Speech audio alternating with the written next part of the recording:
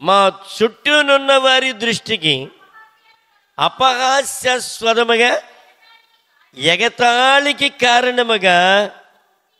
అబ్బా, చూడండి, ఒక దేవుని బిడ్డలుగా మనం ఎలాగుండాలి? సమాజంలో గౌరవప్రదముగా ఉండాలి, హోందాగా ఉండాలి. ఇంకోటి, నిందాస్పదముగా ఉండకూడదు, మనం ఎగతాళికి కారణమైపోకూడదు. ఒక ప్రార్థన చేసే ఒక వ్యక్తి ఎవరైనా నిందాస్పదముగా ఉంటే, అందుకని అంటాడు, మీరు బహుగా ఫలించుట వలన, ఏమన్నాడు? మీరు బహుగా ఫలించుట వలన నా తండ్రికి మహిమ. ఒక వ్యక్తి బహుగా ఫలించినప్పుడు దేవునికి మహిమ వస్తుంది. ఒక వ్యక్తి మనం దిగజారిపోయినప్పుడు దేవునికి మహిమ రాదు. దేవుని మహిమని మనమే పాడు చేసిన వారం అయిపోతాం.